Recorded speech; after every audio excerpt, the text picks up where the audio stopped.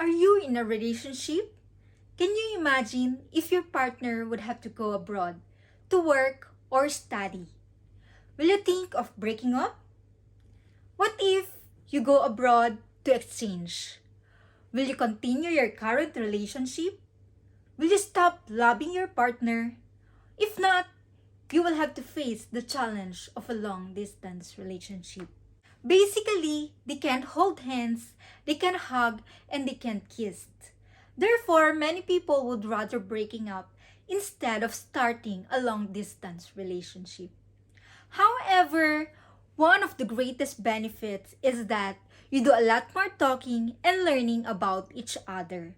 Since you spend more time having a conversations than you might have if you're sitting side by side watching Netflix or going out together or doing activities together, says Lori, one of the psychotherapists who specializes in relationship.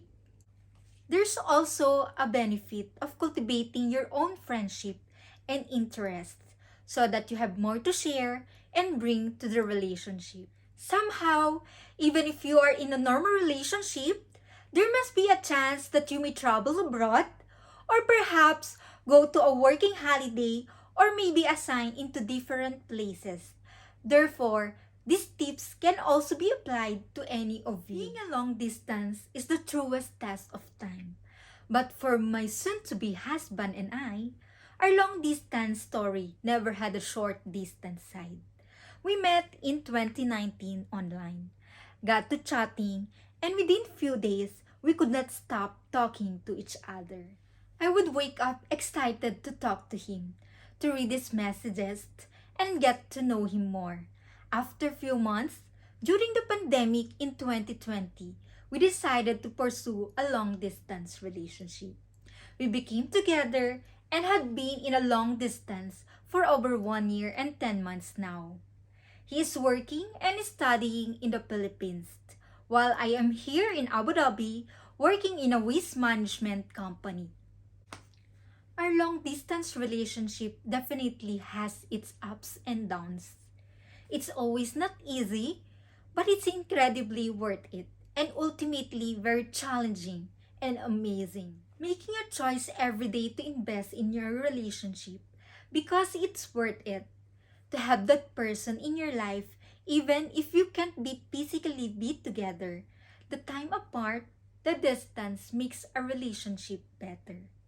I like the time to miss him, to remember why I wanted to be with him in the first place. With more and more people in long distance relationship these days, I love to share some tips or keys which was used by so many successful partners who are now reunited after few years apart, and others like myself and my partner who are still pursuing a long distance. Being in a long distance relationship are typically struggle to maintain, but I hope that these words will encourage and inspire you on those days you needed assurance, which I also have been doing most of the times. We have to remember or read the verses in the Bible because I believe that there's power in the Word of God as it was written in 1 John 4:18. There is no fear in love, but perfect love drives out fear because fear has not to do with punishment. The one who fears is made perfect in love.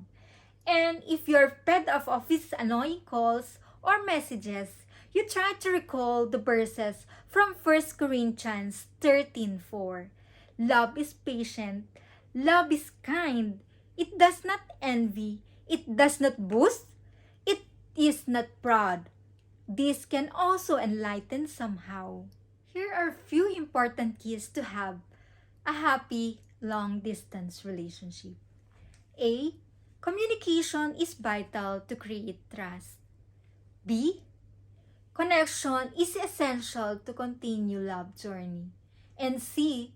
Conviction is important to carry on the relationship. Long distance relationships are very risky. Does not mean it is impossible. Simply, change of your lifestyle and attitude can help you to have a happy ever after. In fact, the biggest challenge of couples is less chances to see each other. To strengthen your relationship, let's begin with creating trust with your partner. Most importantly, put God as the center of your relationship. I hope my advices will help any of you which are in a relationship now.